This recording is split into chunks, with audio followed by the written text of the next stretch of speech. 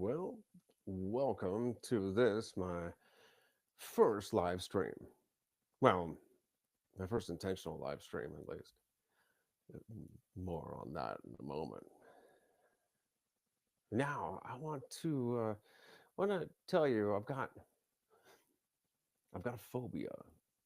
I just realized, or at least just now admitting. I've also got a couple things on the to-do list, and I want your help in all of them.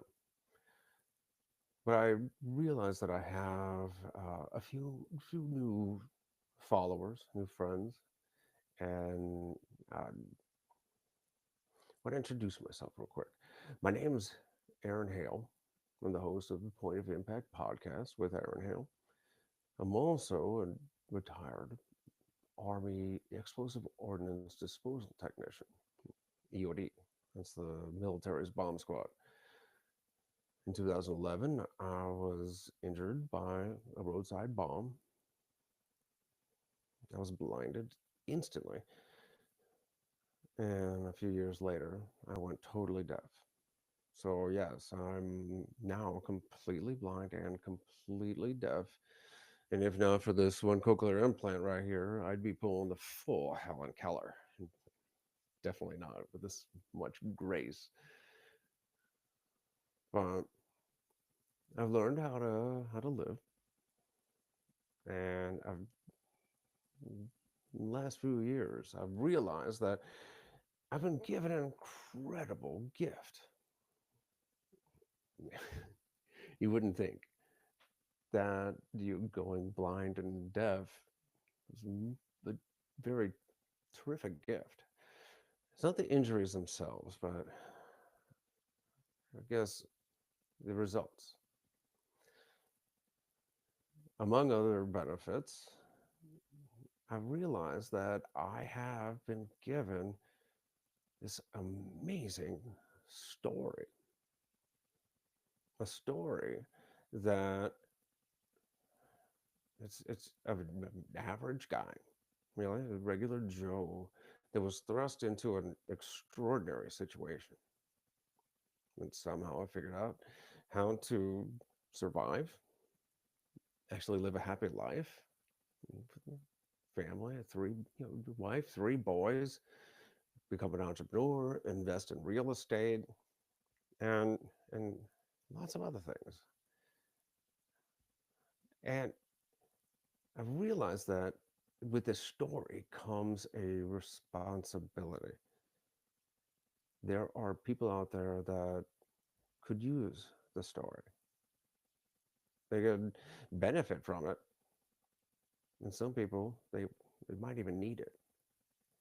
One thing, one quote I've read somewhere, and I repeat it all the time, is that someday the story of your struggle might be the blueprint for someone else's survival. And I've taken that to heart. So, in a sense, this story of my life has become my duty, ethical imperative to tell the story, to hone the story, polish it, and practice it so that I can deliver it to as many people that could use it and could possibly need it as I can. And I did this first by getting up on stage and behind a podium. And you'd think that being blind and deaf is a surefire cure for stage jitters. You would be wrong. uh, but I found that the antidote for stage fright is practice. I would practice at home in front of my so-called mirror, walk around the house, my kids probably staring at me, wondering why dad is talking to himself so loudly or at all. I would practice and I would polish. And then each time I got behind that podium, a little less I would white knuckle the sides of that podium, and I got better. I would turn that nervousness into yeah, into excitement, and I would turn the anxiety into energy. I started having fun up there, even though there were some very hard parts, some very down parts of the story, and they have to be told. There's a whole lot of humor that goes with being a blind deaf guy with three kids, including identical twins. And along the way, trying to figure out how to climb mountains and kayak whitewater and run virtually into traffic during marathons and ultra marathons, all without even watching what I'm doing. It comes with a whole bunch of humor. Anyways, I learned how to tell my story, but I also figured that to get to a broader audience, another way was to start a podcast with Point of Impact. And beyond the technical hurdle that was trying to figure out how to even produce a podcast when you're blind and deaf, there was a couple other challenges I'm still dealing with. The original intention was to do both monologues and episodes that were interviews. And this is an incredible platform. I get to talk to experts, authors, my favorite books. I get to talk to my heroes and ask them all those questions and have these just in-depth conversations about my favorite topics and the topics that I hope will benefit you the most. However, with both the interviews and the monologues, I'm still running into a challenge. One of the reasons I can communicate with you today is because of this cochlear implant. Right, it's the only. I mean, I never learned too lazy, I guess, to learn Braille, but this is the only way I can communicate. It's how I can hear. And it's connected via Bluetooth to my computer and my phone, which have this voiceover software in the operating system, text to speech, for lack of better terms, and it talks to me versus reading because I can't silently read notes. That's definitely a challenge when you know bringing on a guest, and as the host, it's incumbent upon me to at least welcome the audience, welcome the guest, maybe acknowledge their credentials, their expertise, and tell the audience why they might be interested in the show they're about to hear. But I've never been too keen on uh, hosts that just read verbatim some printed out or typed up bio. It's kind of boring. And also, I couldn't do it anyways. And imagine, a 5 to 20 minute monologue, maybe longer, who knows? But that's like just memorizing a whole new speech every episode. It's definitely a challenge. And even with the text to speech software, it talks to me. I don't know about you, but I have not figured out how to listen and talk at the same time. I guess there's a whole lesson in that all on its own, but that's beyond the scope of this live stream. What I'm getting at though is I started doing the introductions by practicing. I would read the bios, I get the bullet points, and I would record the interview first, talk to my guest, and then go back and record a preamble. Welcome to welcome the audience, welcome the guest to talk about what the guest is about to learn, what we basically what I just talked about. And it seems to work, but I still have to memorize those bullet points. What would happen is it would take me almost as long, or sometimes longer, just to get you polish and practice that preamble. It would take me longer than recording the episode itself.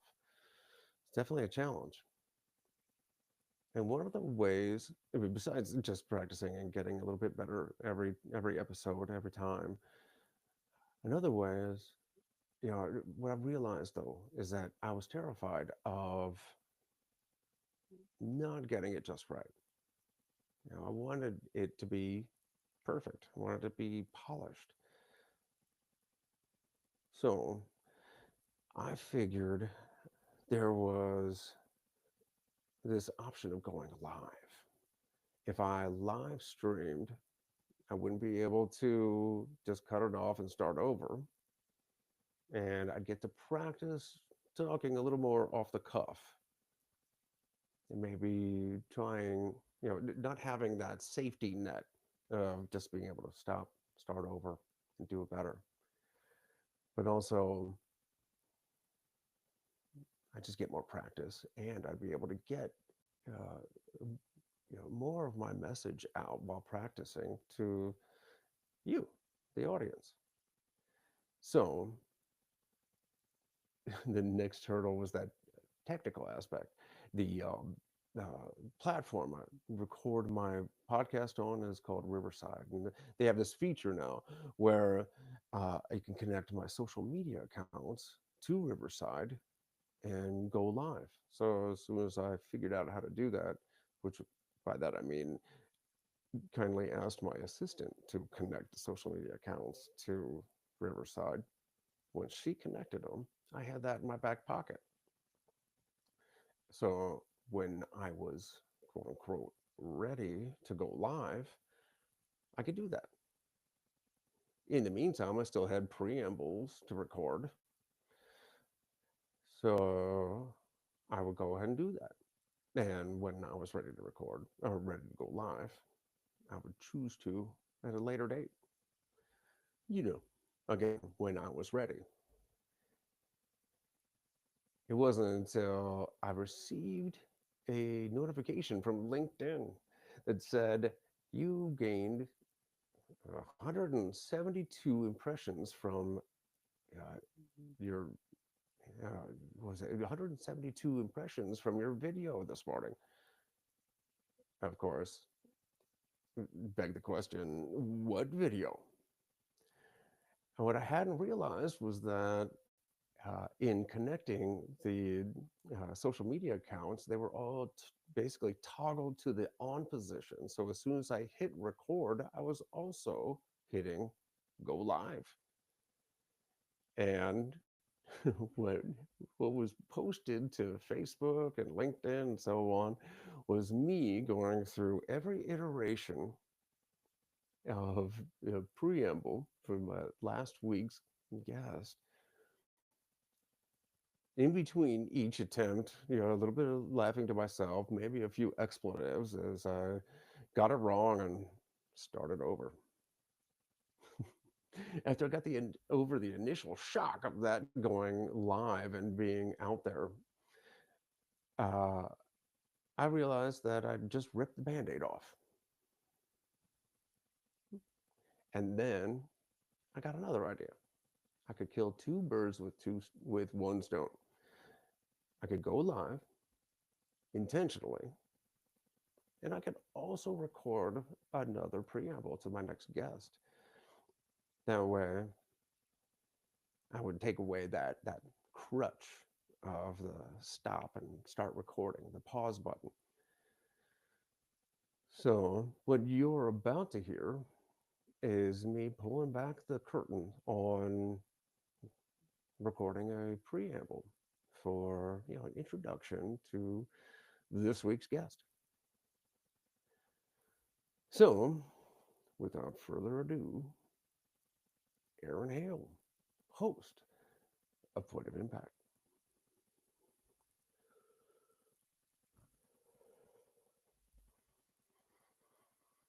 Welcome to the show, Disruptors. I'm your host, Aaron Hale. This is Point of Impact. I'm excited to bring you this conversation of my next guest. He's breaking the mold. And if anybody exemplifies that disruptor mindset, breaking out of that 9 to 5 grind mindset and retiring when you're 67 and a half, or what have you, Trevor, Trevor Oldham, he figured out how to pay off $90,000 of college debt before he was 23. And then he turned a side hustle freelancing on Upwork into a 7-figure business. Then he discovered passive income through real estate and mortgage note investing. But he was only getting started.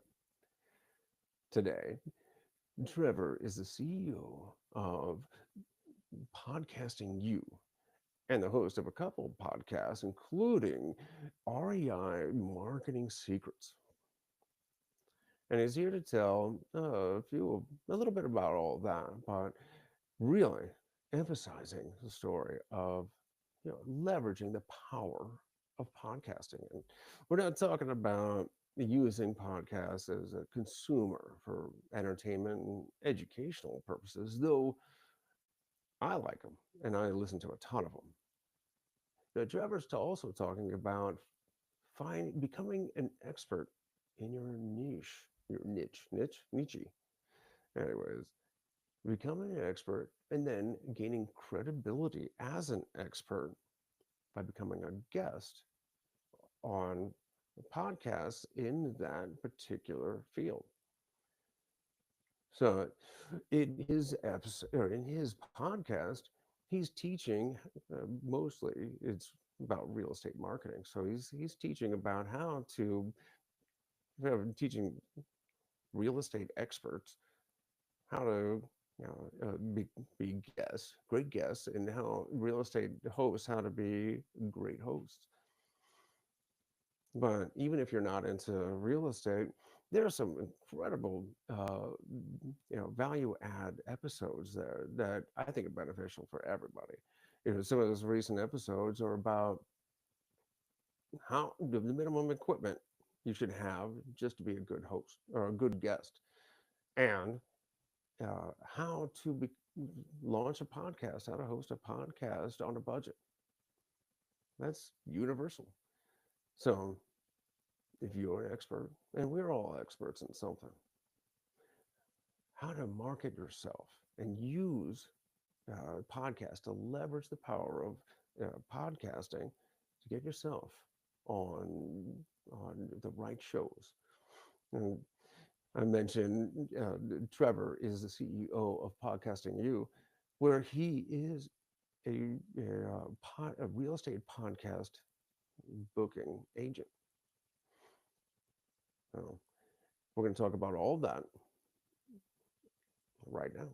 So here we go with Trevor Oldham, host of REI Marketing Secrets.